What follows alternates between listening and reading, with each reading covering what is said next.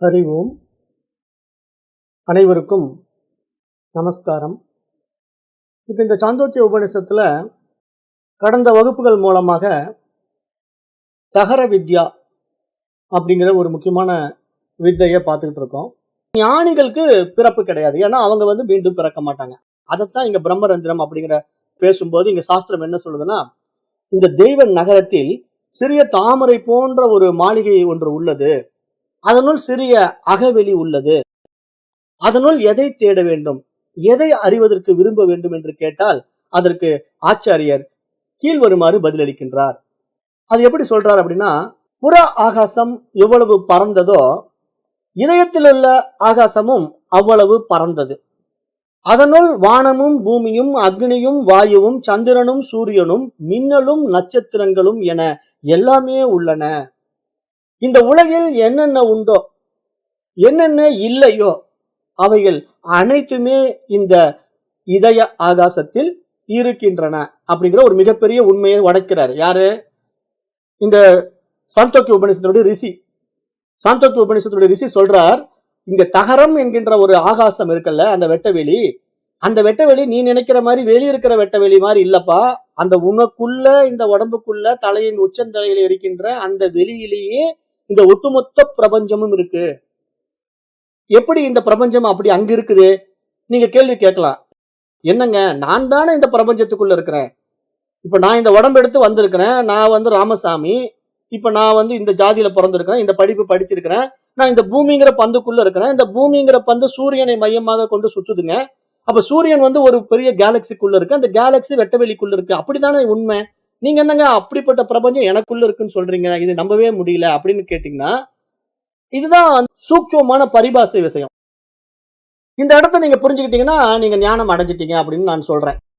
இந்த இடத்த நீங்க எப்படி புரிஞ்சுக்கணுங்கிறதுக்கு நான் சொல்றேன், நல்லா கவனிங்க. இப்ப இந்த ஒட்டுமொத்த பிரபஞ்சம் வெளியே இருக்குன்னு நீங்க நினைச்சிட்டு இருக்கீங்க, ஆனா உங்களுக்குள்ளதான் இருக்குதுன்னு சாஸ்திரம் சொல்றதை உங்களால ஏத்துக்கவே முடியல. அது எப்படிங்க இவ்வளவு பெரிய பிரம்மாண்ட பிரபஞ்சம், சூரியன் சந்திரன், இந்த கோள்கள், இப்படி ராமசாமி குப்புசாமின்னு ஆயிரம் ஆயிரம் உயிரினங்கள் எல்லாம் எனக்குள்ள இருக்கா அப்படின்னு நீங்க கேட்டீங்கன்னா, இருக்குதுங்க. எப்படிங்க இருக்குது? நீங்க இருக்கிறதுனால இருக்குதுங்க. விஷயம் இவ்வளவுதான், நீங்க இருக்கிறதுனால இருக்குதுங்க. அப்ப நான் இருக்கிறதுனால இருக்குதுன்னா நான் எப்படி இருக்கிறேன்? இப்ப நான் மனிதனா இருக்கிறேனா? இல்லவே இல்லை. நீங்க மனசா இருக்கிறீங்களா? இல்லவே இல்லை. நீங்க உண்மையிலேயே அறிவா இருக்கிறீங்க. ஏன்னா அந்த தூய அறிவாக நீங்க இருக்கிறதுனாலதான் எல்லாம் அறியும் அறிவாக இத்தனையும் உங்களுக்குள்ள ஏத்தி வச்சிருக்கீங்க. அப்படி ஏத்தி வச்சதை பூரா உருவாக்கி வச்சிருக்கீங்க, படைச்சு வச்சிருக்கீங்க. நீங்க ஒரு பெரிய கடலையே உருவாக்கி வச்சிருக்கீங்க, அந்த கடலுக்குள்ள பெரிய கப்பலையே ஓட்டுறீங்க. ஆனா இப்படிப்பட்ட பிரம்மாண்ட கடல், கப்பல், அப்புறம் மேல சூரியன் சந்திரன் இவ்வளவு இருக்குது, இதெல்லாம் எனக்குள்ள இருக்கான்னா ஆமா உங்களுக்குள்ளதான் இருக்கு. ஏன் அப்படின்னா, இப்ப இதெல்லாம் இல்லாம போறதுக்கு உண்டான ஒரு நிலையை நான் மீண்டும் மீண்டும் சொல்லிக்கிட்டே இருப்பேன், திருப்பி ஞாபகப்படுத்துறேன். தூங்கும் போது இல்லாம போயிடுது. அப்ப தூங்கும் போது இதெல்லாம் உங்களை விட்டு போயிடுது. ஆனா நீங்க நனவு உலகத்துக்கு வரும்போது இதெல்லாம் வருது. அப்ப நீங்க சொல்லலாம், சரி ஏங்க அது தூக்கத்தை போய் இதோட கம்பேர் பண்றீங்க, நான் விழிப்பு நிலையில இருக்கிற விஷயம் எவ்வளவு ஒரு வெளிப்படையான விஷயம். தூங்கும் போது நான் என்ன விளந்துட்டேன், அதோட நான் ஒத்துக்கவே முடியாதுங்க. இவ்வளவு பெரிய உலகம் எல்லாம் எனக்குள்ள இருக்கு, நான் நம்ப மாட்டேங்க நீங்க சொல்றீங்க. சரி வேண்டாம், விழிப்பு நிலையே வேண்டாங்க, கனவு நிலைக்கு வந்துடலாங்க. கனவு நிலையில நீங்க தூங்கும் போது பாத்தீங்கன்னா ஒரு உலகத்தை படைக்கிறீங்க. அங்க கடல் இருக்கு, அந்த கடல்ல நீங்க கப்பல்ல போறீங்க. கப்பல்ல உங்களுக்கு ஒரு நண்பனுக்கு ஃபைட் வருது. உடனே பயங்கரமான சண்டை நடக்குது அந்த கனவுல. உடனே உங்க நண்பன் என்ன பண்றான், கோவத்துல உங்களை தூக்கி அப்படியே கடலுக்குள்ள எறியறான். ஐயோ நான் கடலுக்குள்ள விழுறேன்னு கத்துறீங்க, டக்குன்னு கனவு கலைஞ்சு போச்சுங்க. ஒரு செகண்ட் தான் அவன் தூக்கி கடலுக்குள்ள போட்டான், நான் கடலுக்குள்ள விழுவுறேனே நீங்க கதறீங்க, உயிர் போற பயத்துல கதறினீங்க. அப்படியே கனவு தெளிஞ்சிட்டுது. அப்புறம் பார்த்தா கடலையும் காணும், நண்பனையும் காணும், உங்களுக்கு கப்பலையும் காணும். ஆனா அந்த கனவு காணுகின்ற வரைக்கும் பிரம்மாண்டமான கடல் இருந்தது. அந்த பிரம்மாண்டமான கடல்ல ஒரு கப்பல் இருந்தது. அந்த கப்பலுக்குள்ள நீங்கள் இருந்தீங்க, உங்க நண்பன் இருந்தா, 2 பேர் சண்டை போட்டுட்டு இருந்தீங்க. அவ்வளவு ரியல், அவ்வளவு லைவ். அப்படி அந்த கனவு நடக்கிற வரைக்கும் அந்த சம்பவங்கள் பொய் கிடையாது. அப்போ ஒரு ராமசாமி தூங்கும் போது இந்த கனவை காண்றாரு.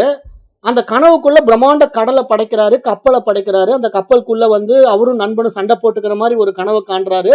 நண்பன் தூக்கி கடலுக்குள்ள போடுறான். ஐயோ நான் சாக போறேனே, கடலை விழ போறேன்னு கதறிக்கிட்டு அப்படியே உயிரை விடுறதுக்காக தண்ணியில விழும்போது எழுந்துட்டாரு. ஆனா எழுந்த பிறகு அப்பாடா நல்ல வேலை அது கனவுன்னு சொன்னாலும், அப்படிப்பட்ட ஒரு பிரம்மாண்ட கனவை ராமசாமியே உடம்புக்குள்ள படைச்சாரா இல்லையா? ராமசாமி தன்னுடைய உடம்புல இருந்து மனசை வச்சுதான் படைச்சாரு அவ்வளவு பெரிய கடலை. அந்த கடலுக்குள்ள அவ்வளவு பெரிய கப்பலை ஓட்டினாரு. அந்த கப்பலுக்குள்ள நண்பனோட சண்டை போட்டுட்டு இருந்தாரு. இத்தனையும் லைவா இருந்ததா இல்லையா? இது உண்மைதானே? அப்ப கனவு காணுகின்ற பொழுது உங்களுக்கு படைக்கப்பட்ட அத்தனை விஷயங்களும், அங்கேயும் சூரியன் இருந்தது, சந்திரன் இருந்தது, கடல் இருந்தது, கடலுக்குள்ள கப்பல் இருந்தது, கப்பலுக்குள்ள நீங்களும் இருந்தீங்க, நண்பனும் இருந்தான். அப்ப இவ்வளவு சமாச்சாரத்தை உங்களால கனவுல படைக்கிறதுக்கு நீங்க வெளியிருந்து ஏதாவது ரா மெட்டீரியல் எடுத்தீங்களா? கேள்வி இதுதான். வெளியிருந்து நீங்க ஏதாவது ரா மெட்டீரியல் எடுத்தீங்களா? கடலுக்கு தேவையான தண்ணி மொண்டு ஊத்துனீங்களா? இல்ல கப்பல் செய்யறதுக்கான கட்டுமான பணி ஏதாவது பண்ணீங்களா? இல்ல உங்க நண்பனை உருவாக்குவதற்கு உங்க அம்மா கூட்டு வந்து பெத்துக்குடுன்னு சொன்னீங்களா? எதுவுமே பண்ணல. ஆனா எல்லாம் வந்துருச்சா? அப்ப இத்தனையும் எங்கிருந்து வந்தது? உங்க மனசுக்குள்ளதான் வந்தது. அப்ப உங்களுடைய மனம் நினைத்தால் ஒரு உலகத்தையே உண்டாக்க முடியுதுன்னா, கனவு உலகத்தை உண்டாக்க முடியுதுன்னா, நனவு உலகத்தை ஏன் உண்டாக்க முடியாது? அப்படித்தான் இந்த நனவு உலகம் இருக்கு. ஆனா இந்த நனவு உலகம் நமக்கு உண்மையா இருக்கிறதுக்கு காரணம் நமக்கு வந்து என்னன்னா, லைவ்ல வாழ்ந்துட்டு இருக்கிற வரைக்கும் இது உண்மையா தான் தெரியுது. தூங்கும் போது காணாம போயிடுது.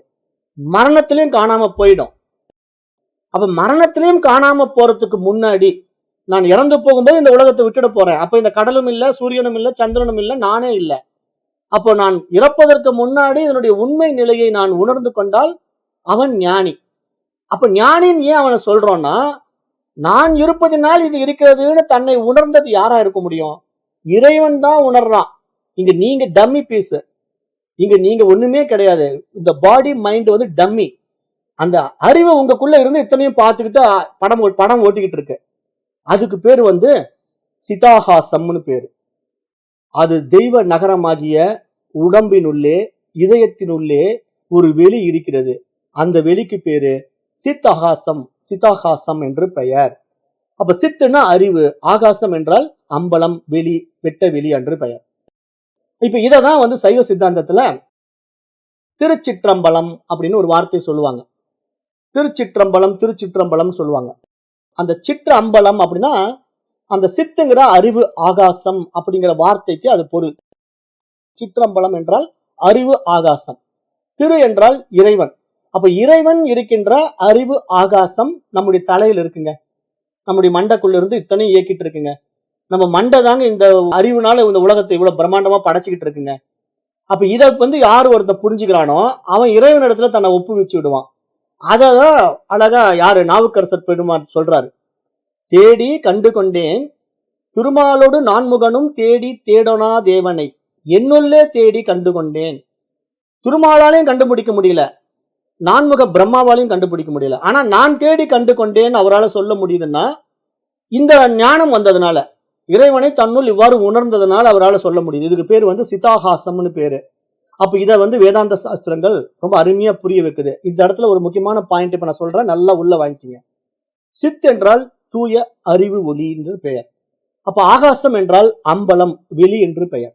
அப்ப உண்மையிலே இங்க ஆகாசம்ங்கிறது நீங்க நினைச்சிட்டு இருக்கிற மாதிரி இப்ப நீங்களும் நானும் உட்காந்துட்டு இருந்துட்டு இடையில இருக்கிற இடைவெளி கிடையாதுங்க. அல்லது நீங்களும் நானும் எங்கேயோ தூரத்துல இருக்கிற சூரியனை பாக்குறோமே, அந்த சூரியன் இருக்கக்கூடிய வெட்ட வெளி கிடையாதுங்க.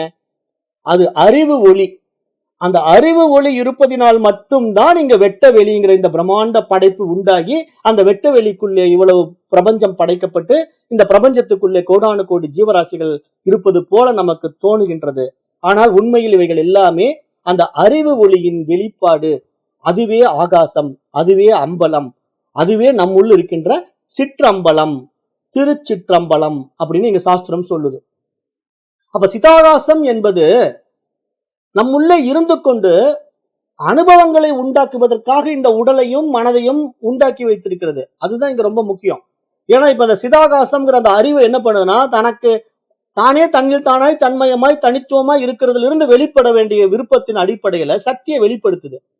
அதனுடைய சக்தியினுடைய மகோன்னதம், மகத்துவம், மகிமை தான் இந்த உடம்பும் மனசும். அப்ப இந்த உடம்பும் மனசும் நம்முடைய மனித உடல்ல வந்ததுனால மட்டும்தான் இவ்வளவு பிரம்மாண்டத்தை நம்மளால உருவாக்க முடியுது.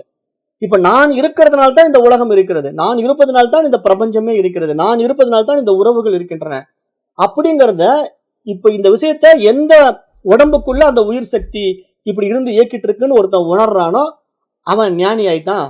அவனுக்கு வந்து அந்த அறிவு தான் எல்லாமா இருக்குதுங்கிறது தெரிஞ்சு போயிடுச்சுன்னா அதுக்கு பேர் தான் தகர வித்தையினுடைய அருமையான வெற்றின்னு பாக்குறோம். அப்ப இங்க இந்த இடத்த எப்படி புரிஞ்சுக்கலாம் அப்படின்னா, சிதாகாசம் என்றால் தூய சித்த வெளி என்று பெயர். சித்தன்னா அறிவு ஒளி, அறிவு வெளி. இப்ப இதை நம்ம எப்படி ஆகாசத்தை நம்ம பிரிச்சு பாக்குறது, டிஃபரன்சியேட் பண்ணி பாக்குறது அப்படின்னு கேட்டீங்கன்னா, இப்ப பூத ஆகாசம்னு ஒண்ணு இருக்கு. பூத ஆகாசம் அப்படின்னா, இப்ப நம்ம வெளியே பாக்குற நீல வானம். இப்ப நீல வானம் அப்படிங்கிறது ஒரு ஆகாசம் தான். ஆனா அந்த ஆகாசம் வந்து பஞ்சபூதங்களுடைய அடிப்படையில் வெளிப்பட்ட ஒரு ஆகாசம். அப்ப அந்த ஆகாசம் இருக்கிற மாதிரி நமக்கு காற்று இருக்குது, நெருப்பு இருக்குது, நீர் இருக்குது, நிலம் இருக்கு. இதெல்லாம் வந்து நம்ம கண்ணுல பார்க்கக்கூடிய பூத ஆகாசங்கள்னு பேரு. பூத ஆகாசம்னா பஞ்சபூதத்தினுடைய அடிப்படையில் வெளிப்பட்டது.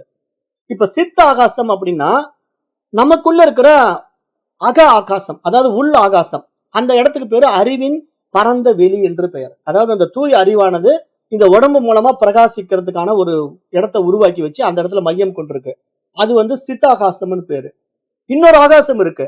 அது பரசிவ ஆகாசம் என்று பெயர். பரசிவ ஆகாசம் அப்படின்னா, இப்ப இந்த பரசிவ ஆகாசத்துக்கும் இப்ப இந்த சித்தாகாசத்துக்கும் என்ன வித்தியாசம் அப்படின்னு நான் சொல்றேன். இப்ப சித்தாகாசம் அப்படின்னா, இப்ப இந்த அறிவுத்தான் எல்லாத்தையும் நடத்திக்கிட்டு இருக்குன்னு ஒருத்தன் தெரிஞ்சுக்கிறதுக்கே அவனுக்கு அறிவு வேணும். அந்த அறிவு நிலைக்கு வர்றதுக்கு தான் மனித பிறவி வேணும்.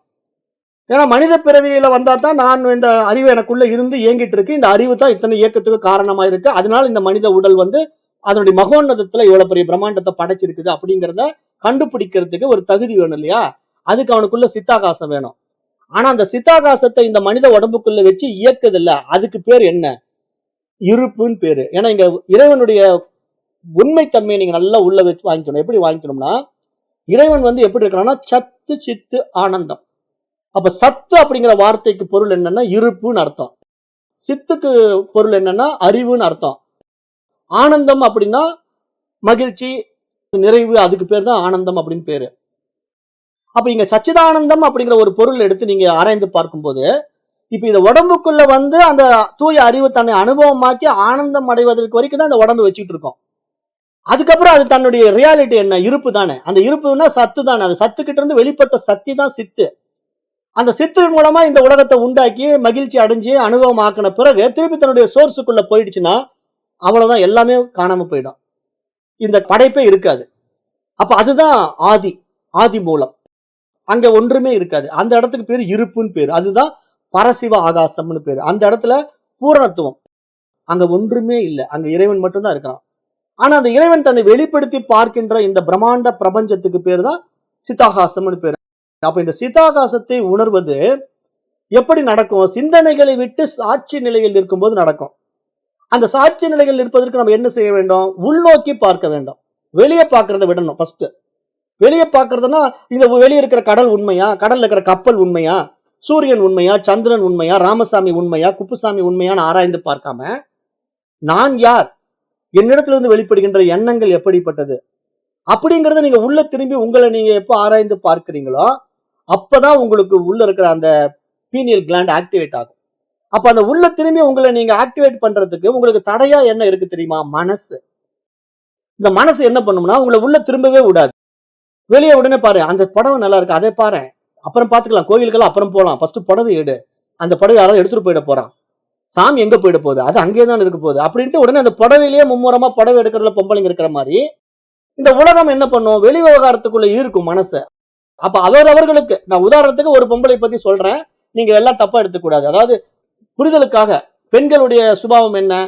புடவைன்னா பறந்து போய் எடுப்பாங்க. அந்த டிசைன் போயிடக்கூடாது, அது எனக்கே கிடைக்கணும் அப்படிங்கிறதுனால அவங்க என்ன பண்ணுவாங்கன்னா அந்த பர்டிகுலர் டிசைன் இருக்கிற புடவை எடுத்துடணும், அப்புறம் தான் மற்ற வேலையெல்லாம். அப்ப அதனால ஒரு சாரி கடையில போய் பூந்துட்டாங்கன்னா கோயிலுக்கு தான் போயிருப்பாங்க, இங்கிருந்து கிளம்பி கோயிலுக்கு தான் போயிருப்பாங்க, போற வழியில ஒரு சாரி கடையை பார்த்துடுவாங்க. சரி சாமி எங்க போயிட போகுது, அப்புறம் பார்த்துக்கலாம், ஃபர்ஸ்ட் புடவை எடுத்துக்கலான்ட்டு புடவை எடுக்கிற இடத்துல போய் சிக்கிட்டாங்கன்னா அந்த புடவையை வாங்குற வரைக்கும் சாமியெல்லாம் அவங்களுக்கு தெரியாது, அப்புறம் புடவை எடுத்த பிறகுதான் சாமி தெரியும். அப்ப இந்த இடத்துல நம்ம ஏன் அந்த மாதிரி மைண்ட் நம்மள வெளியே இழுக்குது? இந்த விவகாரத்தின் மீது விருப்பம் இருக்கிறதுக்கு தான் மனசு.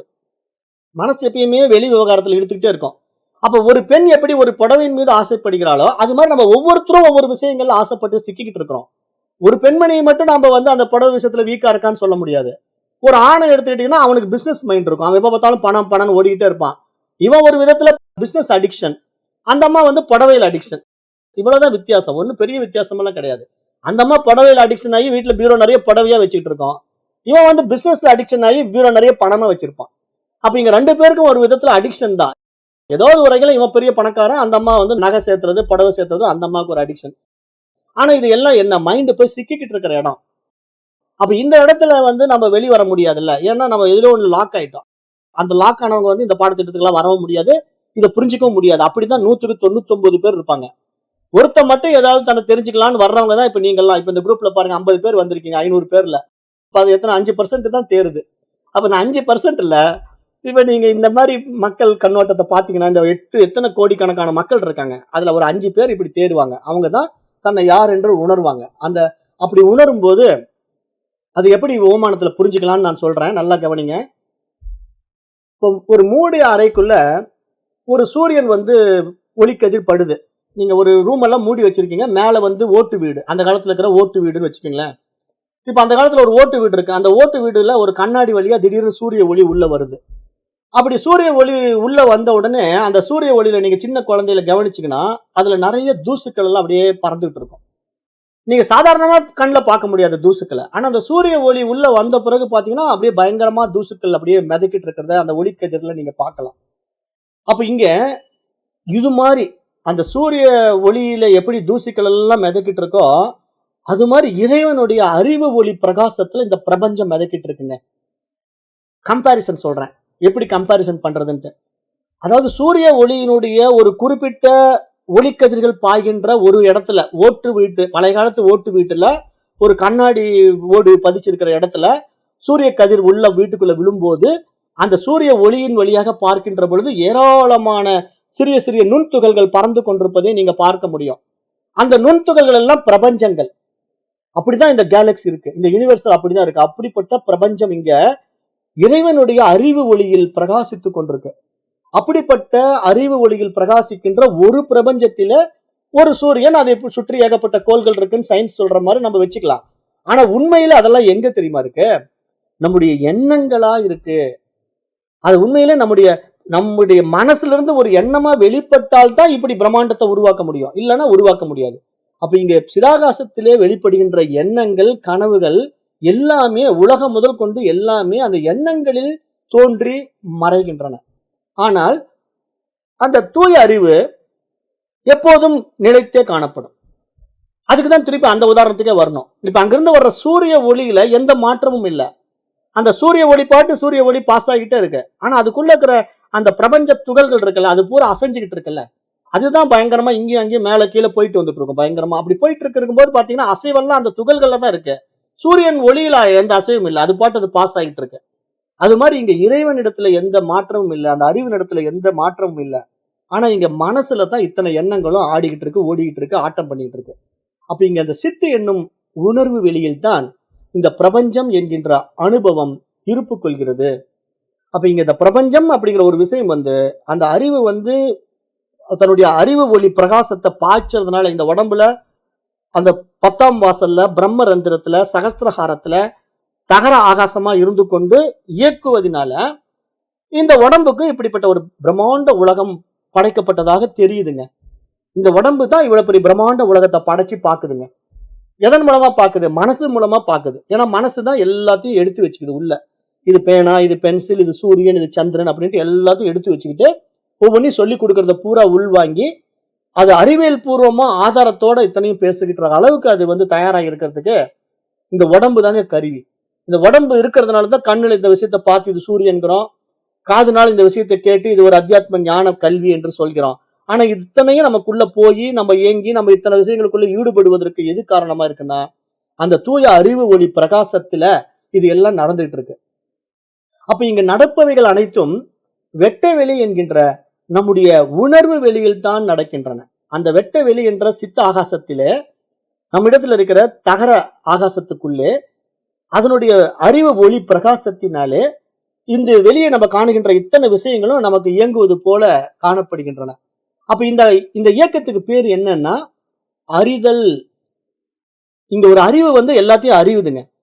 அததான் அழகா திருமூலர் அழகா இந்த இடத்துல ஒரு பாடல் பாடுவார். என்ன சொல்றாருன்னா, இன்னைக்கு காலையில அந்த ஸ்லோகம் சொன்னேன், அந்த மந்திரம், எல்லாம் அறியும் அறிவுதனை விட்டு எல்லாம் அறிந்தும் லாபம் இங்கு இல்லை, எல்லாம் அறியும் அறிவை நான் எண்ணில் எல்லாம் அறிந்த இறை எனலாமே. திருமந்திரம். இது அப்படியே நான் உங்களுக்கு டெலகிராம் அனுப்புறேன், படிச்சு பாருங்க அப்புறமேட்டு. அதாவது எல்லாம் அறியும் அறிவுதனை விட்டு எல்லாம் அறிந்தும் லாபம் இங்கில்லே அப்படின்னா என்ன பொருள் அப்படின்னா, இப்போ நீங்க வந்து ஒரு இது பேனா, இது பென்சில், இது சூரியன், இது கேலக்சின்னு எப்படிங்க தெரிஞ்சுக்கிட்டீங்க? அந்த உள்ள இருக்கிற அறிவு இருக்கிறதுனால தான் வெளியே இருக்கிற இத்தனை விஷயங்களை உங்களால தெரிஞ்சுக்க முடியுது. அப்ப எல்லாவற்றையும் அறிகின்ற அந்த அறிவுதனையே விட்டு இங்க எல்லாவற்றையும் நீங்க அறிந்து கொண்டாலும் உங்களுக்கு ஏதாவது அதுல பிரயோஜனம் இருக்கா? இது கடல்ல தெரிஞ்சுக்கிறதுனாலயோ, இது பேனான்னு தெரிஞ்சுக்கிறதுனாலயோ, இங்க உடம்பு இருக்கிற வரைக்கும் ஒரு உபயோகம் இருக்கு. அதுக்கப்புறம் ஏதாவது பிரயோஜனம் இருக்கா? ஒரு பிரயோஜனம் இல்லைல்ல. ஏன்னா ஒரு காலத்துல இந்த உடம்பும் இல்லாம போகும்போது தானாவே இந்த கடல் காணாம போயிடும், உலகம் காணாம போயிடும், உறவுகள் காணாம போயிடும். இப்ப மரணம் அடைஞ்ச நம்ம தாத்தா பாட்டி எல்லாம் எடுத்துக்கங்க. தாத்தா பாட்டிக்கு உலகம் இல்ல, உறவுகள் கிடையாது. இப்ப தாத்தா அங்க உட்காந்துட்டு என் பேரன் இப்படி இருக்கான், என் பேத்தி அப்படி பண்ணிட்டு இருக்கா, என் பையன் இந்த வேலையை செஞ்சுட்டு இருக்கான்னு ஆராய்ச்சி பண்ணிட்டு இருப்பாரா? கிடையவே கிடையாது. ஆனா நம்ம வாழுகின்ற வரைக்கும் நம்ம கிட்ட இருக்கிற புலன்களை வச்சுக்கிட்டு தான் என் பேரன் இப்படி பண்ணிட்டு இருக்கான், என் பேத்தி அப்படி பண்ணிட்டு இருக்கான் தாத்தா பேசிட்டு இருப்பாரு. தாத்தா உடம்ப விட்டுட்டாருன்னா மறு வினாடி அவருக்கு உலகமே காணாம போயிடும், உறவுகள் காணாம போயிடும். அப்ப அது மாதிரி இங்க நம்ம கிட்ட இருக்கிற இந்த சிதாகாசத்துல இருக்கிற அந்த தூய அறிவு வந்து நம்ம உடம்பு மூலமா பிரகாசிக்கிறதுனால, இந்த மனசு மூலமா பிரகாசிக்கிறதுனால, உடம்பு மூலமா பிரகாசிக்குதுன்னா எப்படி புரிஞ்சுக்கணும்? புலன்கள் மூலமா கண் வழியா பார்க்கும், காது வழியா கேட்கும், நாக்கு வழியா ருசிக்கும். ஆனா இந்த புலன்களை கொண்டு அதே மனசை ஆக்டிவேட் பண்ணி இங்க ஒவ்வொன்றையும் தெரிஞ்சுக்குது. இது கடல், இது பேனா, இது பென்சில்ட்டு. அப்ப இங்க எல்லாம் அறியும் அறிவுதனை கொண்டு நம்ம கிட்ட இருக்கிற அந்த அறிவை வச்சுக்கிட்டே இங்க எல்லாம் அறிந்தும் லாபம் இங்க இல்ல. ஆனால் அப்படி எல்லாவற்றையும் அறிகின்ற ஒரு அறிவு இருக்கு பாருங்க. எல்லாம் அறியும் அறிவை நான் என்று யாரோ ஒருத்தன் உணர்றானோ, அந்த அறிவு தான் இந்த உடம்பு மூலமா இத்தனை செஞ்சிட்டு இருக்கு, இந்த மனசு மூலமா இத்தனை உண்டாக்கி படைச்சுக்கிச்சு அப்படின்னு ஒருத்தன் உணர்ந்துட்டானா, எல்லாம் அறியும் அறிவை நான் எண்ணில் எல்லாம் அறிந்த இறை எனலாமே, எல்லாவற்றையும் அறிந்து கொண்ட அவன் தான் இறைவன். அப்ப அங்க இறைவன் மட்டும் தான் இருக்கிறான். இங்க நீங்க நானெல்லாம் கிடையாது. இந்த மீடியாவை யூஸ் பண்ணி அவன் பார்க்கறான். Through this media, through this body, through this mind அப்படி புரிஞ்சுங்க. அதாவது இந்த மனதின் மூலமாக, இந்த உடலின் மூலமாக இறைவன் இந்த உலகத்தை உண்டாக்குறான். உண்டாக்கி இந்த உலகத்தை அனுபவமாக்குறான். அப்புறம் அவனே படைக்கிறான், அவனே அனுபவிக்கிறான், அவனே அழிச்சுக்கிறான், அவனுக்குள்ள இழுத்துக்கிறான். ஒரு சிலந்தை பூச்சி எப்படி தன்னுடைய உமிழ்நீரை கொண்டு ஒரு வலையை பின்னுகிறது, அது வெளியிருந்து எந்த ஒரு புறப்பொருளையும் பெறவே இல்லை. அது இருங்க நான் போய் ஒரு கெமிக்கல் எடுத்துட்டு வரேன், அந்த கெமிக்கலை வாய் வழியா விடுறேன் அப்படின்னு சொல்லி எல்லாம் அது சொல்லல. அது தானாவே அதுகிட்ட இருந்து ஒரு உமிழ்நீர் வெளிப்படுது. அந்த உமிழ்நீர்ல ஒரு அழகான வலை பின்னுது. அந்த சிலந்தை பூச்சி பின்னுகின்ற வலையை நீங்க போய் பக்கத்துல கவனிச்சு பாருங்க. அவ்வளவு அருமையான ஸ்ட்ரக்சர். ஒரு என்ஜினியர் கூட அப்படி கட்ட மாட்டான். அழகா பின்னி அது அப்படியே கட்ட கட்டமா போட்டு அற்புதமா ஒரு பெரிய வலையை பின்னி அது 4 பக்கம் மாட்ட விட்டுருக்கும். அது ஒரு பக்கம் மாட்டினா கூட தொங்கிக்கும். அது அழகா 4 பக்கம் இழுத்து மாட்டி இருக்கும் பாருங்க. அப்ப எப்படிங்க அந்த அறிவு அது கிடைச்சது? இதெல்லாம் சிந்தனைக்காக தூண்டுறவங்கள, சிந்தனைக்காக தூண்டுறேன். முக்கியமான பகுதியில் இப்ப நம்ம இருக்கிறோம். மிஸ் பண்ணிடாதீங்க. மீண்டும் மீண்டும் கேளுங்க. அப்ப ஒரு சிலந்தி பூச்சி அதுகிட்ட அறிவே இல்லைன்னு நினைக்கக்கூடிய ஒரு சாதாரண பூச்சி, அற்ப பூச்சி. நம்ம நிலையில பார்க்கும்போது அற்ப பூச்சி. அப்ப அந்த அற்ப பூச்சி அழகான ஒரு வலையை பின்னி 4 பக்கம் இழுத்து கட்டி அந்த வலையில நடுவுல உட்காந்துக்கிட்டு வாங்கடா வாங்கன்னு பூச்சிகளை எதிர்பார்த்து உட்காந்துருக்கோம். அப்ப ஒரு பூச்சி போனவொடனே டபக்குன்னு பிடிச்சி சாப்பிட ஆரம்பிச்சிடும். அப்ப அந்த சிலந்தி பூச்சியினுடைய வாழ்க்கை வெளியிருந்து புறத்துல எந்த பொருளையும் பெறாமல் ஒரு வலையை பின்ன முடியுமானால், எல்லாம் அறிகின்ற அறிவாகிய இறைவன் இவ்வளவு பிரம்மாண்ட உலகத்தை எந்த புறப்பொருளும் இல்லாமல் ஏன் படைக்க முடியாது? அதுதான் இறைவனுடைய வைபவம், அதுதான் இறைவனுடைய மகிமை, அதுதான் இறைவனுடைய மகோன்னதம். அதனால்தான் அவனை இறைவன் என்றே சொல்கிறோம் என்று சாஸ்திரம் சொல்லுதுங்க. அப்ப இறைவன் அப்படிங்கிறவன் சும்மா சாதாரண ஆள் கிடையாது, மிகப்பெரியவன், மிக வல்லவன்.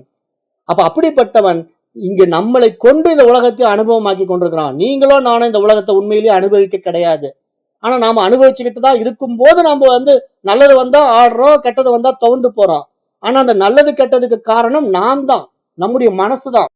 ஆனா இறைவனை அந்த மாதிரி நம்மள டியூன் பண்ணவே கிடையாது. அவனுடைய டியூனிங்குள்ள நீங்க போயிட்டீங்கன்னா உங்களுக்கு என்னென்ன வேணுமோ அத்தனையும் கொடுப்பான். இந்த உடம்பை வச்சு என்ன மாதிரி இடத்துல நம்ம டியூன் பண்ணி வைக்கணும்னு பார்த்தா அந்த இடத்துக்கு அனுப்பிச்சிடுவான். இப்ப நான் ஒரு விஷயத்த வச்சிருக்கேன், நான் எப்படி அதை பயன்படுத்தணும் நான் அதை பிளான் பண்றதை விட்டுட்டு இப்ப அது எப்படி நம்ம புரிஞ்சுக்கிற மாதிரி பேசலாம் அப்படின்னா, இப்ப எங்க வீட்டுல வந்து நான் ஒரு நாய் வளர்த்துறேன். இப்ப அந்த நாயை நான் என்ன பண்றேன், இந்த நாய்க்கு வந்து ஒரு அழகா பெட் வாங்கி வச்சிடலாம் அப்படின்ட்டு ஆசை ஒரு பெட் வாங்கி வைக்கிறேன். அப்புறம் அதுக்கு ஒரு அழகா ஒரு சின்ன வீடு கட்டலான்ட்டு ஒரு ஆசாரி வர சொல்லி மரத்திலேயே ஒரு பெட்டி செஞ்சு அதுக்கு மேல டைல்ஸ் எல்லாம் போட்டு அது உள்ள படுத்துக்கிற மாதிரி எல்லாம் ஏற்பாடு பண்றேன். ஆனா இத்தனை என்னுடைய அறிவுனால நான் அந்த நாய்க்கு ஒரு அழகான வாழ்க்கையை கொடுக்கணும்னு முடிவு பண்ணி செஞ்சாலும் அந்த நாயினுடைய அறிவு என்ன பண்ணுது, அல்பத்தனமா போய் மண்ணுக்குள்ள போய் காலை டடக்கு டடக்கு நோண்டிய குழிய பண்ணி உட்காந்துக்கும். அப்புறம் பெயிண்ட் வச்சிருக்க இடத்துல போய் நின்று படுத்துக்கிட்டு இருக்கோம். அப்புறம் ஒண்ணு கடிச்ச இடத்துல போய் பரண்டு மேய்ஞ்சிட்டு இருக்கோம். சுத்தபத்தமா இருக்காது. அப்ப அது என்ன காரணம்? அதனுடைய அறிவுக்கு அது அப்படிதான் பண்ணும். ஆனா நம்முடைய அறிவுக்கு அது வரமாட்டேங்குது. அப்ப நமக்கு இது எப்படி தோணுது? அது அல்ப மிருகம், அதுக்கு அவ்வளவுதான் அறிவு அப்படின்னு நினைச்சு நம்ம அதை டேக் இட் ஈஸியா எடுத்துக்கிறோம்ல. அது மாதிரி இறைவன் என்ன பண்றான், தன்னுடைய வைபவத்தில் வெளிப்பட்ட இந்த மகிமைகள்ல ஒன்னு ரெண்டு இப்படி இருக்குதுல்ல, தன் போக்குல போகிறது விரும்புது, போயிட்டு போகுது, அதனுடைய அல்ப புத்தி அப்படின்னு விட்டுடுறான். அப்படிதான் இந்த மைண்ட் வந்து பிளே பண்ணிட்டு இருக்கு நம்ம கிட்ட. ஆனா நாம வந்து எப்போ இந்த நம்முடைய மைண்டு கிட்ட இங்க ஒண்ணுமே இல்ல, அந்த எல்லாம் அறியும் அறிவாக இறைவன் தான் இருந்து இந்த உடம்பையும் மனசையும் கொண்டு இயக்கிட்டு இருக்கிறான், அப்ப அவனே எங்கும் நிறைந்திருக்கிறான், அவனே எல்லையற்று இருக்கிறான் அப்படின்னு நம்ம தனித்துவத்தை இழந்து விடுவதுதான் இங்க உண்மையான சரணாகதி. இங்க உண்மையான சரணாகதியினுடைய அத்வைத நிலை என்ன அப்படின்னா, இங்க நான் ஒருத்தன் இல்லவே இல்லப்பா இறைவா, நீ இந்த உடம்பையும் மனசையும் கொண்டு பிரகாசிச்சுக்கிட்டு இருக்கிற, அப்ப நீ இந்த உடம்பையும் மனசையும் கருவியா கொண்டு இந்த உலகத்தை உண்டாக்கிக்கிட்டு இருக்க, உனக்கு விருப்பமான வாழ்க்கையை இந்த உடம்புல வாழ விரும்புற, நீ எப்படி வாழ விரும்புறியோ வாழப்பா அப்படின்னு சொல்லி எப்ப நம்ம நம்முடைய தனித்துவ அடையாளங்களை இழக்கிறோமோ அப்பொழுது நம்முடைய உடம்புல இறைவன் வாழுகின்றான் அப்படின்னு நான் பலமுறை சொல்லிட்டேன். இன்னைக்கு இல்ல, இந்த கிளாஸ் ஆரம்பத்துல சொல்லிட்டே இருக்கிறேன். ஆனா நம்ம அப்படி அனுமதிக்கிறோமா அப்படின்னா கிடையாது. ஏன் அப்படின்னா அந்த பிரகாச அறிவை வந்து நம்மளதான் பார்த்துக்கிட்டோம். அந்த பட்டு பிரதிபிம்பிக்கின்ற ஒளியானது தன்னுடைய ஒளி போல நம்ம மாத்திக்கிட்டோம். அந்த தூய அறிவு தான் இந்த உடம்பை வச்சுக்கிட்டு இங்க சிதாகாசத்துல உட்காந்துக்கிட்டு இந்த தகர வித்யாவுல அழகா இந்த பிரபஞ்சத்தை படைச்சு காட்டிட்டு இருக்கு. அப்ப இறைவன் மட்டும்தான் இருக்கிறான். அவன் நடனம் புரிகின்ற வெளிதான் இங்க இந்த ஆகாசம். அப்ப அதுதான் இறைவனுடைய திரு நடனம். அப்ப அந்த திரு நடனத்தை நம்ம என்ன பண்றோம், அவனை ஆட விடாம நீ எதுக்கு ஆடுற, இரு நான் ஆடுறேன் அப்படின்னு சொல்லிட்டு அவனை கட்டி போட்டு நாம ஆடுற மாதிரி இங்க நம்முடைய சொந்த மனப்பான்மையில நம்ம சொந்த எண்ணங்களுடைய ஆசைகள்ல போய் சிக்கிக்கிட்டு அதை இதை நம்ம இங்க பண்ணிக்கிட்டு விவகாரத்துக்குள்ள ஈடுபட்டுக்கிட்டு நம்முடைய வாழ்க்கையை நாம வாழ்றோம்னு எடுக்கிற முடிவுகள் எல்லாமே பெரும்பாலும் நமக்கு எண்ணத்தை கொடுக்குது, துயரத்தை தான் கொடுக்குது. எல்லாருமே துயரத்தை தான் அனுபவிக்கிறோம். நம்ம எதெல்லாம் நோக்கி போறோமோ அது பூரா நமக்கு துயரத்தை கொடுக்கும். நீங்க எப்படி பெரிய பணத்தை அடைஞ்சாலும் அந்த பணத்தினால சந்தோஷம் வராது. நீங்க எப்படிப்பட்ட உறவுகள் அடைஞ்சாலும் அந்த உறவுகளால உங்களுக்கு சந்தோஷம் வராது. எல்லாமே தற்காலிகமா உங்களுக்கு ஒரு சந்தோஷத்தை கொடுக்குற மாதிரி இருக்கும். ஆனா ஒரு நிலைக்கு மேல அது என்ன பண்ணும், அதே விஷயங்கள் உங்களுக்கு துயரத்தை துன்பத்தை கொடுக்கத்தான் செய்யும். அப்ப இந்த ஞானம் நமக்குள்ள வந்து விட்டா இங்க நான் செய்யறதுக்கு என்ன இருக்கு, இங்க நான் ஒருத்தன் இல்லவே இல்லைன்ட்டு யாரு ஒருத்தன் தன்னுடைய தனித்துவத்தை இழந்து விடுகின்றானோ அவன் ஞானி ஆகிறான் இல்லையா. அப்பதான் அவன் எல்லாம் அறியும் அறிவை நான் எண்ணில் எல்லாம் அறிந்த இறை எனலாமே அப்படின்னு திருமூலருடைய திருமந்திரம் இங்கு நானே இறைவன் என்று சொல்லுது. அப்ப இங்குதான் இறைவனின் அறிவின் நடனம் அந்த சக்தியுடன் சேர்ந்து நடக்கிறது. அப்ப இந்த இடத்துலதான் இறைவன் வந்து எதோட சேர்ந்து நடனம் ஆடுறான், தன்னுடைய மாயா சக்தியாகிய மனதுடன் சேர்ந்து நடனம் ஆடுறான். இறைவனுடைய திரு நடனம் யாரோட சேர்ந்து ஜாயிண்ட் ஆகி நடக்குது, சிவபெருமானும் சக்தியும் நடனம் ஆடுகின்ற மாதிரி சினிமாவில் பாக்குறீங்க. உண்மையா சிவபெருமான சக்தியும் ஆடல, அங்க அறிவும் மனசும் ஆடுது. அங்க அறிவும் மனசும் ஆடுற அந்த ஆனந்த நடனம் தான் திருவரங்கம், அதுதான் ஸ்ரீரங்கம். அந்த ஆனந்த கூத்து, அந்த ஆனந்த கூத்துக்கு பேர் தான் இங்க ஸ்ரீரங்கம், திருவரங்கம், சிதம்பரம் என்று பெயர். சிதம்பரம் அப்படின்னா என்ன, சித்து பிளஸ் அம்பரம், அந்த அறிவு ஆகாசம் இருக்கின்ற இடத்துக்கு பேர் தான் சிதம்பரம் என்று பெயர். இதைத்தான் சிற்றம்பலம் என்று நாம் சொல்கிறோம். அப்ப சத்து என்ற ஆதார ஸ்தலமே இங்கு இருப்பு, இறைவன் இருக்கின்ற அந்த இருப்பினால் தான் இங்க எல்லாம் இருக்கிறது. அந்த சத்துல தான் இங்க சித்தே இருக்கு. அப்ப இறைவனு தான் இந்த சக்தியே இருக்கிறான். அப்ப இறைவன் இருப்பதினால சக்தி வெளிப்பட்டு அந்த சக்தியோடு சேர்ந்து இறைவன் ஆடுவதனால இந்த உலகம் விரிஞ்சிறதுதான் இங்க நடராஜருடைய நடனம். அப்ப இங்க எது இருந்தாலும் இல்லாவிட்டாலும் அல்லது எது வந்தாலும் போனாலும் என்றென்றும் இருப்பது, சாஸ்வதமாய் சத்தியமாய் இருப்பது இருப்பு என்கின்ற இறைவன் மட்டுமே. அப்ப அந்த இருப்புங்கிறதுக்கு பேரு சத்து என்று சமஸ்கிருத வார்த்தை. ஆங்கிலத்துல வந்து அது எக்ஸிஸ்டன்ஸ் சொல்றோம். அப்போ இருப்பு மட்டும்தான் எப்பயுமே இருக்கு. அந்த இருப்புக்கு பேர் தான் பிரம்மம் என்று பெயர். அப்ப இங்க பரம்பொருள் இவ்வாறு தன்னை இருப்பு கொண்டு இங்கு வெட்ட வெளியாக இருக்கின்றான் என்று நீங்கள் பார்க்கின்ற இந்த வெளி வெட்ட வெளி கிடையாது. உங்களுக்குள்ள தகரமாக இருக்கின்ற சிதாகாசத்தில இருந்து இந்த பிரம்மாண்ட வெட்ட வெளியை படைத்து பார்க்கிறான். அப்ப நீங்க வெளியே பார்க்கிற வெட்ட வெளி உண்மையில இல்லவே இல்லைங்க. உங்களுக்குள்ள இருக்கிற அந்த ஆகாசம் தான் வெளியே இருக்கிறதுனால நீங்க இப்படி பிரம்மாண்ட பிரபஞ்சம் வெளியே இருக்குன்னு நினைச்சிட்டு இருக்கீங்க. ஆனா அந்த பிரம்மாண்ட பிரபஞ்சமும் உங்களுக்குள்ளதான் இருக்குதுங்கிறத உணர்ந்துட்டா நீங்க வந்த வேலை முடிஞ்சுதுங்க. இதைத்தான் ஆதிசங்கரர் அழகா சொல்றாரு. நான் துய்ப்பவன் இல்லை, துய்க்கப்படும் பொருளும் இல்லை, துய்ப்பும் இல்லை. நான் தூய விழிப்பு, தூய உணர்வின் பேரின்ப உருவம், நானே சிவம், நானே சிவம் அப்படின்னு அழகா அவருடைய அனுபவ வார்த்தைகளை நம்ம ஆதிசங்கருடைய நிர்வாண சாடகம்ல கேட்கிறோம். அப்ப இங்க அனுபவிப்பவனும் அனுபவமும் அனுபவிக்கப்படும் பொருளும் ஆகிய திரிபுட்டி எல்லாமே கடந்த நிலைக்கு பேர் தான் அந்த அகண்டாகார இருப்பு நிலை என்று பெயர். அப்ப இங்க அனுபவம், அனுபவிப்பவன், அனுபவிக்கப்படும் பொருள் அப்படிங்கிற இந்த 3 திரிபுட்டியும் சக்தியோட சேரும் போது வருகின்ற விளைவுகள். அப்ப இங்க அனுபவிப்பவனா மனசு இருக்குது, அனுபவிக்கப்படும் பொருளாக மனிதனால் உருவாக்கப்பட்ட உலகம் இருக்கு. ஆனா இங்க அனுபவம் என்பது யாரிடத்துல நிகழுது? சக்தி ஆகிய மனசினிடத்திலேயே நிகழ்ந்தாலும் அதுக்கு ஆதாரமாக யார் இருக்கிறா? சிவம் இருக்கிறார், பிரம்மம் இருக்கிறது, இருப்பு இருக்கிறது அப்படிங்கிற மிகப்பெரிய உண்மையை உணர்த்துவதுதான் இந்த சிதாகாசம் தகர வித்யா அப்படிங்கிற மிகப்பெரிய சாப்டர். இப்ப நான் வெறும் தொடங்கிதான் இருக்கிறேன், இன்னும் நான் முடிக்கவே இல்லை. இப்பதான் இன்ட்ரோடக்ஷன்லயே நிக்கிறோம். அப்ப இங்க சித்து என்னும் அறிவானது திரு என்ற இறைவனோடு நடனம் ஆடுகின்ற ஒரு வெளிதான் இந்த உணர்வு வெளி. அப்ப இந்த உணர்வு வெளியில் தான், இந்த சிற்று அம்பலத்தில் தான், இந்த அரங்கத்தில் தான், இந்த சபையில் தான் நாம் விழித்துக் கொள்ள வேண்டும். அந்த இடத்துல நீங்க விழிச்சுக்கிட்டீங்கன்னா அதுக்கு பேர் தான் உண்மையான நான் அப்படிங்கறத விடை கிடைக்கும். இது வரைக்கும் உங்களுக்கு நான் யார் நான் யாருன்னு கேள்விக்கு விடை கிடைக்கலன்னு சொல்லி நீங்க இருந்தீங்கன்னா, இப்ப இந்த ஆராய்ச்சி நீங்க சரியா பண்ணிட்டீங்கன்னா உங்களுக்கு விடை கிடைச்சிடும். உண்மையான நான்ங்கிறது அங்க சத்து மட்டும்தான் நான் சொல்ல முடியும். ஆனா அந்த சத்து எப்ப தன்னை நான் சொல்லும் தெரியுமா? சித்தோட சேரும் போதுதான் சொல்ல முடியும். அப்ப அந்த சித்து தான் இங்க சக்தி, சத்து தான் இங்க சிவம். அப்ப சத்தும் சித்தும் சேர்ந்தால் அங்கு ஆனந்தம் உண்டாகும். அப்ப சிவனும் சக்தியும் கூடினால் அங்கு ஆனந்தம் அனுபவமாகும். அப்ப அதுதான் இங்க நம்ம பார்க்கின்ற இந்த உணர்வு வெளி, வெட்ட வெளி, இந்த உலகம், இந்த உலகத்தில் இருக்கின்ற இவ்வளவு விஷயங்கள். ஆனா எல்லாமே இந்த உடம்புக்குள்ள இருந்து அதுதான் பார்த்துக்கிட்டு இருக்கு, அதுதான் அனுபவிச்சுக்கிட்டு இருக்கு. அதுவே அனுபவிப்பவனாக இருந்து அதுவே அனுபவிக்கப்படும் பொருளை படைத்து அனுபவத்துக்கும் அதுவே ஆதாரமாக இருக்கிறது என்று நீங்க புரிந்து கொண்டால் தகர வித்யாவை புரிஞ்சுக்கிட்டீங்கன்னு அர்த்தம். இங்க இப்படிதான் இறைவனை நம்ம அனுபவமாக்க முடியும். ஏன்னா இறைவன் மட்டும்தான் இருக்கிறான். இறைவனை அனுபவம் ஆக்க போறேன், இறைவனை நான் அடைய போறேன்னு சொல்றது மனசு. அப்படி ஒண்ணு கிடையவே கிடையாது. ஏன்னா இறைவன் மட்டும் இருந்து கொண்டு இந்த உடலையும் மனதையும் கொண்டு தன்னையே தான் அனுபவமாக்கி கொண்டிருக்கின்றான்ங்கிற ஒரு புரிதல் உங்ககிட்ட வந்துட்டா அதுக்கு பேரு தூய சரணாகதி, அத்வைத சரணாகதி. அந்த நிலையில இங்க அடைவதற்கு ஒன்றுமே இல்லை, இருப்பது இறைவன் மட்டுமே அப்படிங்கிற அந்த ஏகாந்த தத்துவம், அந்த ஏகத்துவம் நன்றாக புரியும் என்று கூறி நேரம் கருதி இன்றைய வகுப்பை நிறைவு செய்கின்றேன். நன்றி. ஓம் தத் சத்.